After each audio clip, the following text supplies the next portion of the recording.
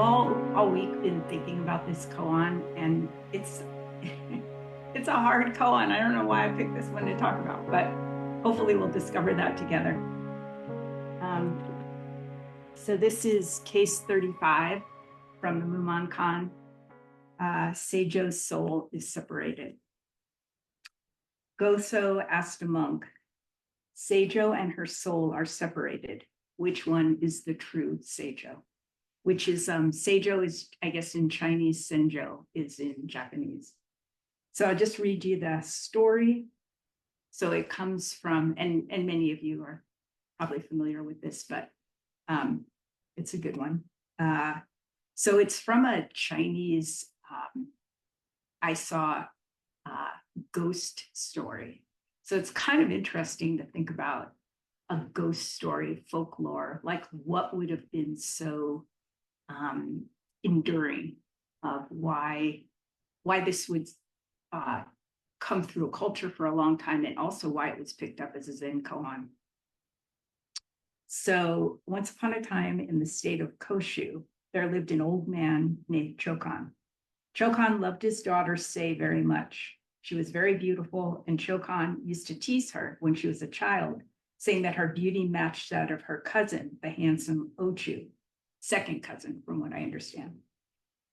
The young lovers, just about that time, the two cousins realized they were in love. Just about the time that they realized they were in love, Chokan announced his choice of another man as a husband for Sei. The young lovers were heartbroken. Ochu left the town, setting off in a small boat.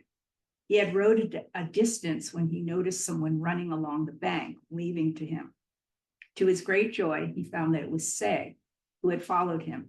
They decided to travel to a far-off land and make a life together. A few years later, when Sei had become the mother of two children, she realized for the first time how deep a parent's love is. That does happen for many of us when we become a parent, realize how much was done for us as well. Her conscience began to bother her about the way she had treated her beloved father. Her husband, Ochu, who also regretted what they had done to Chokan, suggested that they return to their homeland to ask for forgiveness. When they arrived in Kochu, Sei remained in the boat while Ochu went to apologize to Chokan and tell him what had happened. The old man listened incredulously. Finally, he asked Ochu who he was talking about. The young husband replied, "Your daughter, Sei." "But Sei never left home," the old man exclaimed. "Shortly after you went away, she became ill and is still confined to her bed. She hasn't uttered a word since you left." "You must be mistaken," Ochu replied. "Sei followed me, and we went together to a far-off country. We're married and have two children. She is in excellent health and wants to see you again and ask your forgiveness for running away and marrying without your permission. If you don't believe me, come down to the boat and see for yourself." The old man was reluctant, so Ochu went alone to bring Sei back to her father's house. In the meantime, Chokan went into the bedroom to tell the sick Sei what had happened. Without a word, the invalid rose from her bed and rushed out to meet the approaching Sei, and the two became one. Chokan said to his daughter, "Ever since Ochu left, you have been dumb and lifeless as though your soul had fled." Sei told him, "I didn't know I was homesick in bed. When I heard that Ochu had left, I followed his boat as if in a dream." This is the gist of the story. Gosu took it up as a teaching material, as teaching material, and asked a monk, "There are two Seis. Which is the true one?"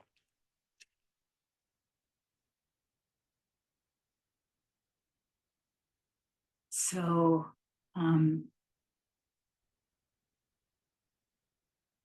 I think that why I was attracted to looking at this koan all through the week, and it's interesting, our Seijo from Sweetwater Zen Center is not here today.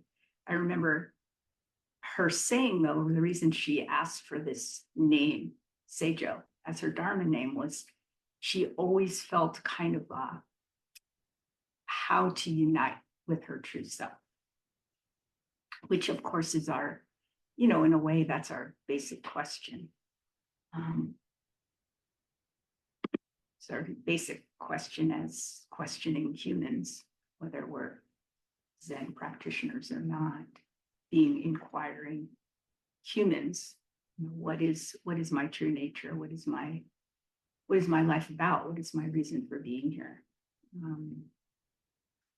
And so our Seijo from Sweetwater had that as her enduring life question, and I think that's why she asked for that as her name. And I think that there's so much that really is covered here in this koan in so many ways. And I, just as a sidebar, I listened to a talk by Kyoshin O'Hara from Village Zendo, who gave a really excellent talk about this. So I'll refer you to listening to hers as well. And so I'm going to bring up a couple of the questions that she brought up, which I think are really good, which is the true one? How do we lose our connection to our wholeness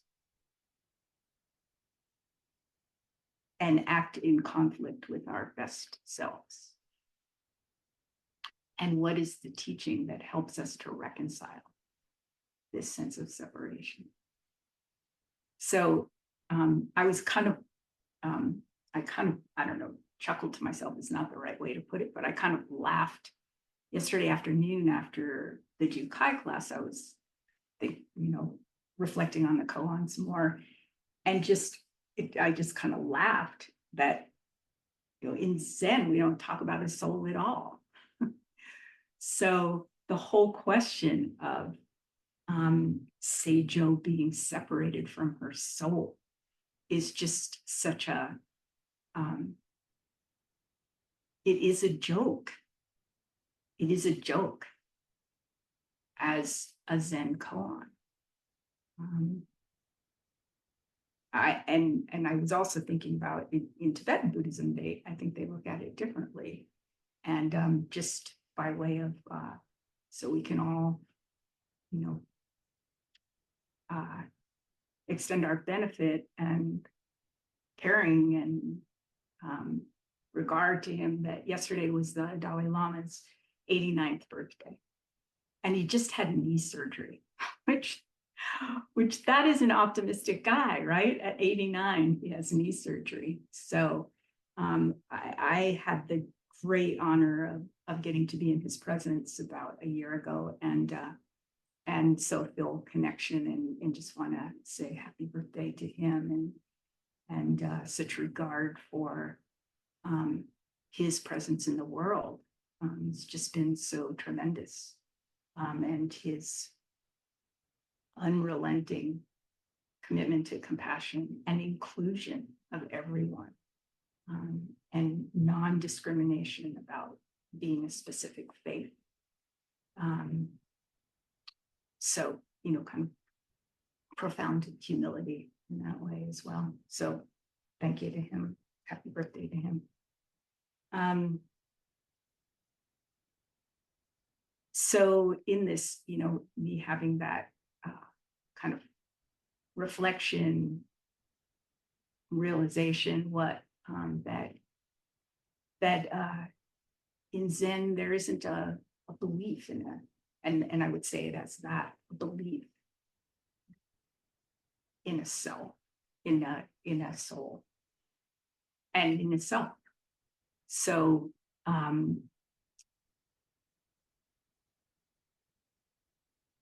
the question that I think is central to the koan, and like I said, I think central to my life, as I'm going to guess central to your lives, is what keeps us from seeing that we're never separated, that we're never not this wholeness that is our existence.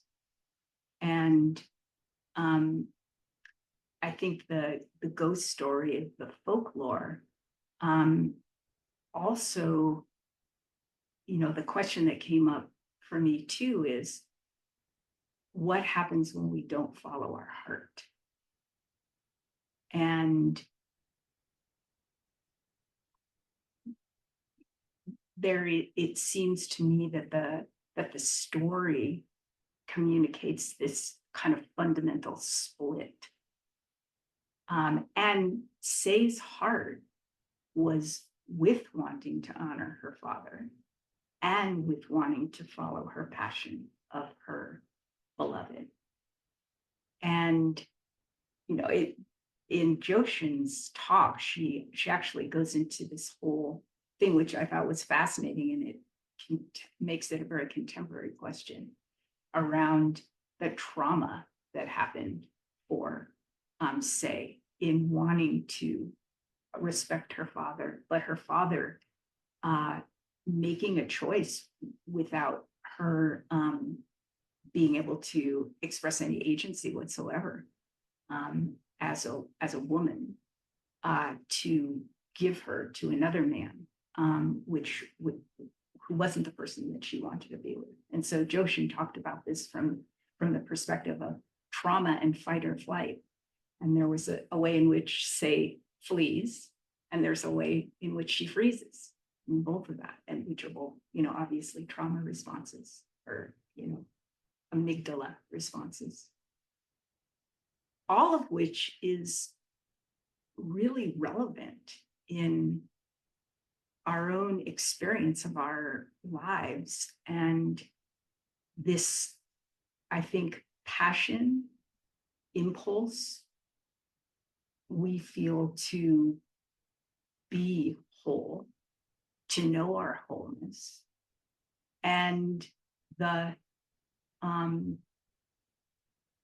lot of the trauma that we do to ourselves in not accepting all of ourselves, and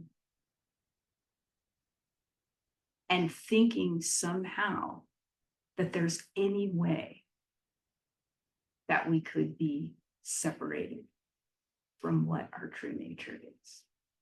Any possible way that could be the case.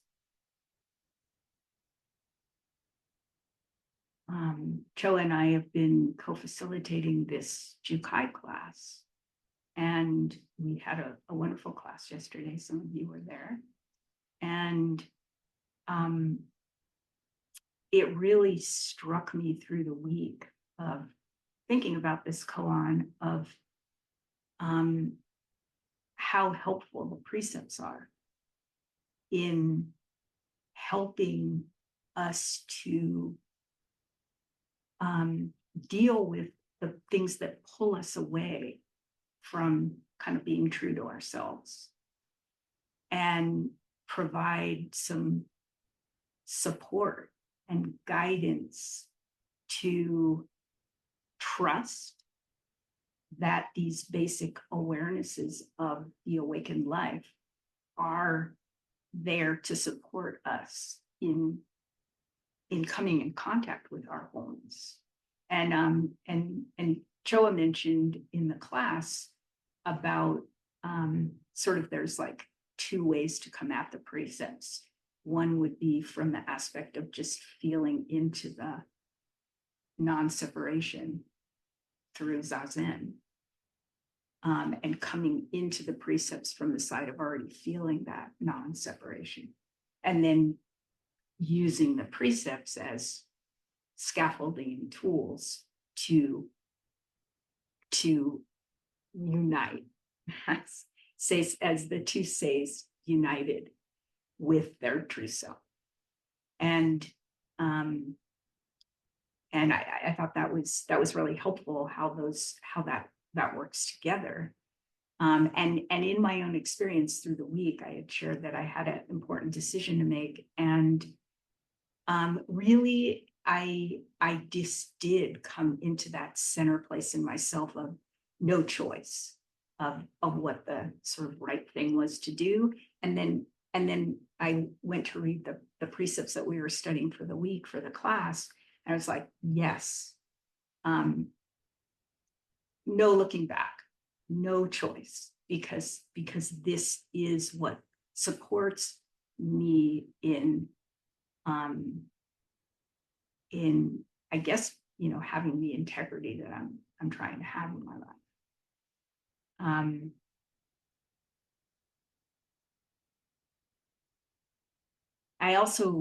I guess what I also really liked about the story is it's about love. And, in a way, that phrase, following your heart, what does that really mean? It feels like pretty, it can be pretty trite or pretty hallmarky.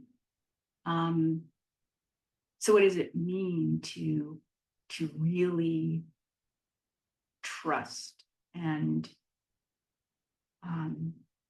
not just a knowledge, a head-based knowledge, but an intuitive understanding of life, and to go with that.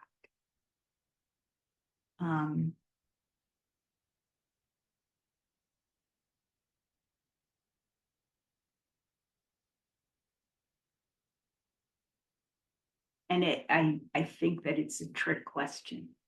Which one is the real say, right? And for ourselves, I think this is why it came up so much for me, and partly because of this decision I had to make. There is no false say. There is no false us.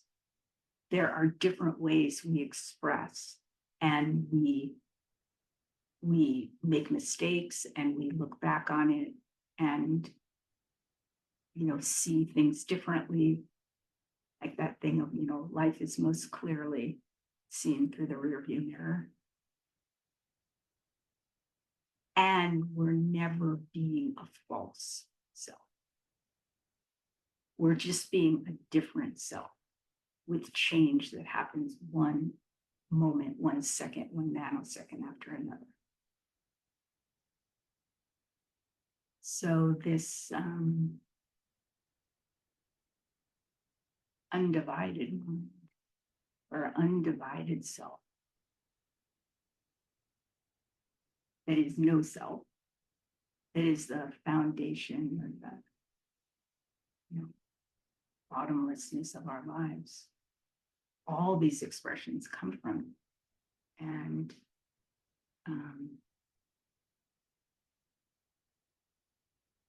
I think I guess what I would want to encourage us all is to, through both sides, through the side of letting go of thought, letting go of preconceived notions, and really feeling into the center of our experience, and doing that formally through Zazen. And then utilizing the structures that, in a way, time-honored moral principles that support what our vows and intentions are. It's kind of a amazing offering to really see into